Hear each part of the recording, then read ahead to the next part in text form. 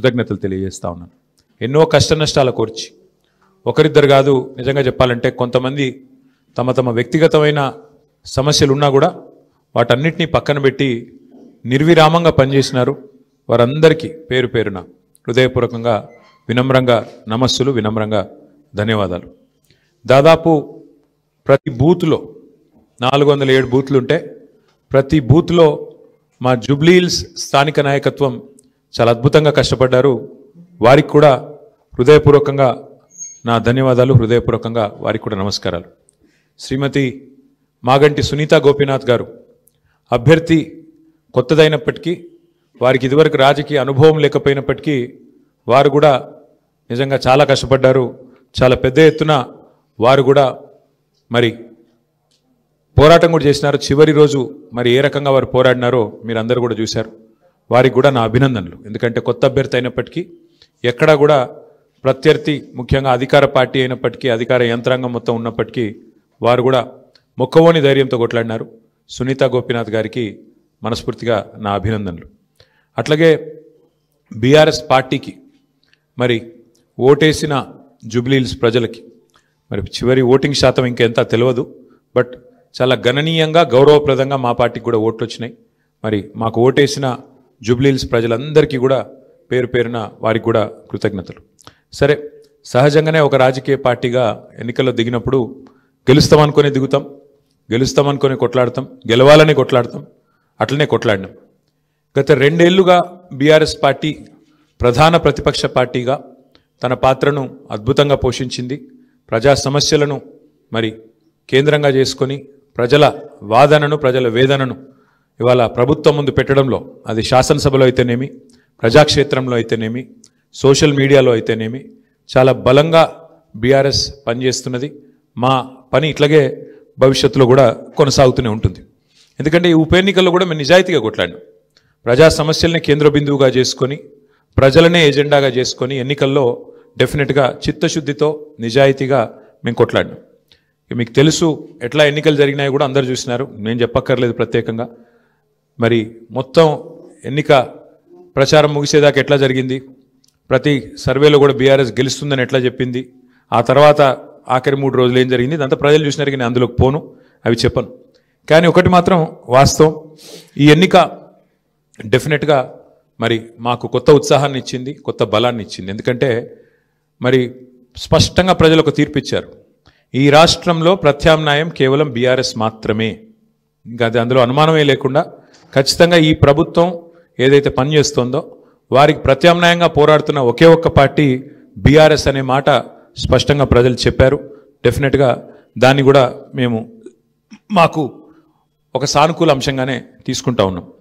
సరే, ఇక ఈ ఎన్నికల్లో ఏ రకంగా అధికార యంత్రాంగం మోహరించింది, ఏ రకంగా వారు పనిచేశారు, ఇవన్నీ కూడా మీ కళ్ళ ముందున్నాయి. నేను వాటి విషయంలోకి ఎక్కువగా పోను. 2014 నుంచి 2023 మధ్యన కూడా చాలా ఉప ఎన్నికలు మన రాష్ట్రంలో జరిగినాయి. దాదాపు 7 ఉప ఎన్నికలు జరిగినాయి. ఈ 7 ఉప ఎన్నికలు పాలేరు కానీ, నారాయణ ఖేడ్ కానీ, హుజూర్ నగర్ కానీ, దుబ్బాక కానీ, నాగార్జున సాగర్ కానీ, హుజూరాబాద్ కానీ, మునుగోడు కానీ, ఈ అన్ని ఉప ఎన్నికల్లో మీరు ఆ రోజు కనుక గమనించినట్టయితే అప్పటి ప్రతిపక్ష పార్టీ కాంగ్రెస్ పార్టీ, ప్రధాన ప్రతిపక్ష పార్టీ, ఒక్క ఉప ఎన్నికల్లో కూడా గెలవలేదు. 7 ఉప ఎన్నికల్లో మేము దాదాపు అన్ని గెలిచాం. దాదాపు 5 గెలిచాం, ఒక 2 ఓడిపోయాం.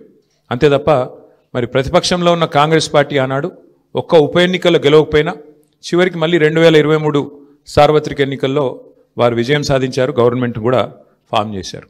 అట్లాగే మధ్యలో జిహెచ్ఎంసీ ఎన్నికలు వస్తే కూడా, గ్రేటర్ హైదరాబాద్ కార్పొరేషన్ ఎన్నికల్లో కూడా మరి ప్రతిపక్షంలో ఉన్న కాంగ్రెస్ పార్టీకి ఆనాడు కేవలం 1-2 కార్పొరేటర్ సీట్లు వచ్చిన విషయం కూడా ఒక్కసారి గమనంలోకి తీసుకోవాలని చెప్పి కూడా నేను కోరుతా ఉన్నా.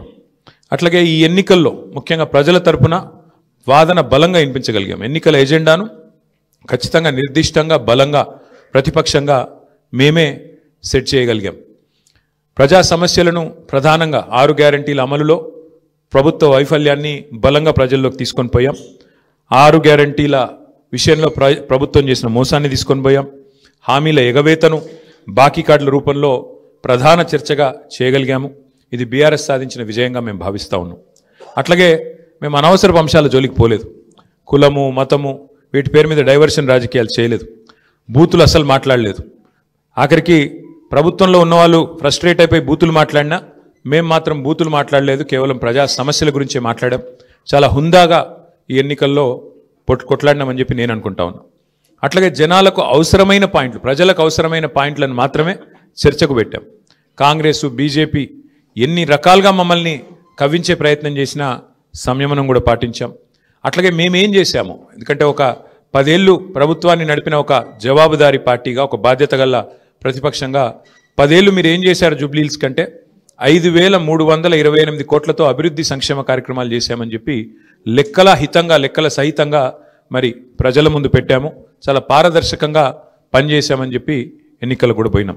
అట్లాగే కాంగ్రెస్ ఎగ్గొట్టిన వాటిని కూడా లెక్కలతో సహా ఇంటింటికి తీసుకొని పోయాం బాకీ కార్డుల ద్వారా. అట్లాగే ప్రజా సమస్యలు, బస్సు ఛార్జీల పెంపు మీద నిరసన చెప్పాము. బస్తీ దవాఖానాలు విజిట్ చేసి ప్రభుత్వ యంత్రాంగంలో చలనం తీసుకొచ్చాము. హైడ్రా విధ్వంసం మీద, ప్రభుత్వంలో ఉన్న పెద్దల ద్వంద్వ ప్రమాణాల మీద, డబుల్ స్టాండర్డ్స్ మీద కూడా ప్రభుత్వాన్ని ఎండగట్టగలిగాం. ఆటో అన్నల సమస్యలను కూడా ప్రభుత్వం దృష్టికి తీసుకురాగలిగినాం. వాళ్ళ తరపున కూడా గట్టిగా మాట్లాడినాం. హైదరాబాద్లో రోడ్ల దుస్థితి విషయంలో కూడా ప్రభుత్వాన్ని కదిలింపజేయగలిగినాం. శాంతి భద్రతల విషయంలో కూడా మా నిరసన గట్టిగా చెప్పాం. ఈ రకంగా ప్రజా సమస్యలనే కేంద్ర బిందువుగా మా పార్టీ ఎన్నికల ప్రచారాన్ని చాలా హుందాగా నిర్వహించింది. తద్వారా ప్రభుత్వం కూడా మాట్లాడక తప్పని అనివార్యత కల్పించాం. చివరికి 2 ఏళ్లలో ఒక్కసారి కూడా మరి సమీక్ష చేయని ముఖ్యమంత్రి గారు ఆఖరి ఎలక్షన్ ముందు రోజు 6 గ్యారంటీల మీద సమీక్ష చేయక తప్పని పరిస్థితి కూడా వచ్చింది అంటే ముమ్మాటికి అది బీఆర్ఎస్ విజయమే.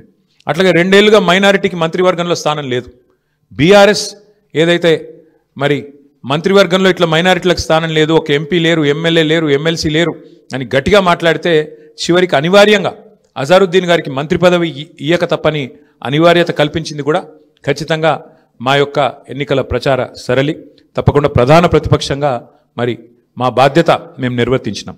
సరే, సహజంగానే ఒకటి మాత్రం ఉంది, గెలుపు ఓటములు పెద్దలు కేసీఆర్ గారు ఎప్పుడు చెప్తుంటారు, గెలవాల్సింది పార్టీలు కాదు, గెలవాల్సింది ప్రజలు అని. మేము కూడా మనస్ఫూర్తి కోరుకునేది ప్రజాస్వామ్యంలో చర్చ జరగాల్సిందే, మీడియాలో జరగాల్సిందే, బయట జరగాల్సిందే, తప్పకుండా ప్రజల్లో కూడా జరగాల్సిందే.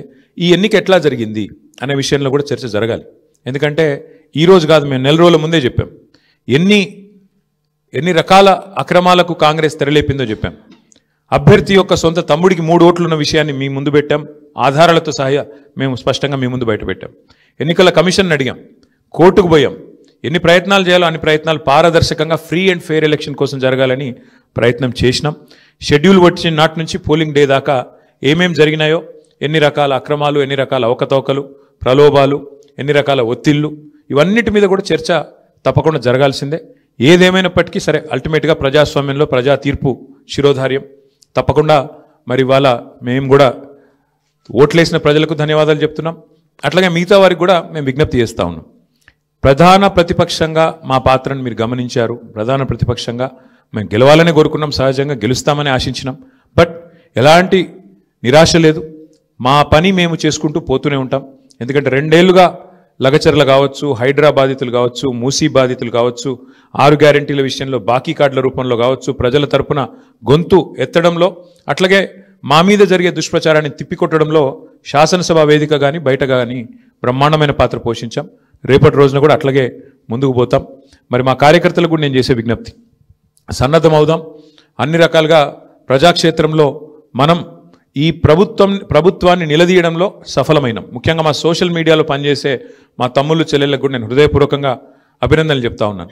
సోషల్ మీడియాలో మీరు చేస్తున్న పని, మీకెవరికి నేనేమి పార్టీ తరపున జీతం ఇవ్వడం లేదు, మీకెవరికి నేను ఇచ్చేదేమీ లేదు. అయినప్పటికీ వాలంటరీగా పార్టీ మీద ఉన్న ప్రేమతో, నాయకుడు కేసీఆర్ గారి మీద ఉన్న అభిమానంతో మీరు చేస్తున్న కృషి, మీరు చేస్తున్న పని ఏదైతే ఉన్నదో మనస్ఫూర్తిగా నేను మీకు కూడా ధన్యవాదాలు తెలియజేస్తా ఉన్నా. అట్లాగే మా పార్టీ కార్యకర్తలకు, మరి మా గులాబీ కుటుంబ సభ్యులందరికీ నేను చేసే ప్రార్థన, దీంతో మనం నిరాశపడవలసిన అవసరం లేదు, బాధపడవలసిన అవసరం లేదు. తప్పకుండా ముందుకు పోదాం. అట్లా అనుకుంటే ఇవాళ జాతీయ స్థాయిలో కూడా మీరు చూసినట్టయితే మరి కాంగ్రెస్ పార్టీ బీహార్లో తన ఉనికిని కోల్పోయే పరిస్థితి ఉన్నది. కాబట్టి ఇవన్నీ సహజం, గెలుపులు ఓటములు సహజం. దీన్ని ఏదో పెద్ద సెట్ బ్యాక్ లాగా చూసుకోవాల్సిన అవసరం లేదు. తప్పకుండా మరింత బలంగా వద్దాం, ముందుకొద్దాం. ఒక రబ్బర్ బంతిని గోడకేసి కొడితే ఎట్లయితే తిరిగి బలంగా వెనకకొస్తుందో అట్లా మనం కూడా తప్పకుండా తిరిగి వెనక్కొద్దాం. పెద్దలు కేసీఆర్ గారు తిరిగి రాష్ట్రానికి ముఖ్యమంత్రిగా మళ్ళీ బాధ్యతలు చేపట్టేదాకా ఎవరి శక్తి మేరకు వారు శక్తి వంచన లేకుండా కష్టపడదామని చెప్పి మా నాయకులు కార్యకర్తలకు మరొకసారి ధన్యవాదాలు తెలియజేస్తూ కష్టించి పనిచేసిన మా నాయకత్వం మొత్తం కూడా ఇక్కడ ఉంది. ఒక ఇద్దరు గురించి నేను ప్రత్యేకంగా చెప్పాలి. హరీష్ రావు గారు మధ్యలో పాపం వారి తండ్రి అనుకోకుండా అకాల మరణం జరిగింది. అయినప్పటికీ ఆయన ఇవాళ కూడా పూజలో ఉన్నారు. ఈ నిమిషానికి కూడా పాపం వారి తండ్రి గారికి సంబంధించిన స్వర్గపాత్రకు సంబంధించిన పూజలో ఉన్నారు. అయినప్పటికీ ఇంట్లో ఉండి కూడా ఆయన కూడా చాలా కష్టపడ్డారు. వారితో పాటు ఇంకా చాలామంది, మా రవీంద్రరావు గారు మా ఎమ్మెల్సీ, వారి సొంత అన్నగారు చనిపోయినారు. అన్నగారు చనిపోతే కూడా ఉదయం పోయి సాయంత్రం వచ్చినారు. అంటే అంత కమిట్మెంట్తో మా నాయకత్వం పనిచేసింది. అట్లా ఇంకెంతోమంది ఉన్నారు. నేను ఒకరిద్దరు పేర్లు చెప్తున్నాను, ఏమనుకోవద్దు. ఎంతోమంది నాకు తెలిసిన 2 ఎగ్జాంపుల్ చెప్పినాను. ఇంకెంతోమంది తమ తమ కుటుంబాలను వదిలేసి దీపావళి కూడా పోకుండా, మా నాయకులు హైదరాబాద్లోనే ఇక్కడే ఉండి దీపావళి పండుగ కూడా పోకుండా, కుటుంబంతో ఉండకుండా జూబ్లీహిల్స్ నియోజకవర్గంలోనే మకాం వేసి పనిచేసినారు. వాళ్ళందరికీ కూడా నేను శిరస్సు వంచి ధన్యవాదాలు తెలియజేస్తా ఉన్నా. సరే, దీన్ని ఒక చిన్న సెట్ బ్యాక్గా చూస్తాం తప్ప ఇంకోటి కానీ కాదని మళ్ళొకసారి తెలియజేస్తూ, పత్రికా మిత్రులు కూడా అందరు సహకరించారు, మా ఇంటర్వ్యూలు తీసుకున్నారు, ప్రజల వాణిని కూడా వినిపించారు. మీకు కూడా ప్రత్యేకంగా మీడియా కూడా ధన్యవాదాలు తెలియజేస్తూ మీ అందరికీ నమస్కారం. Thank you.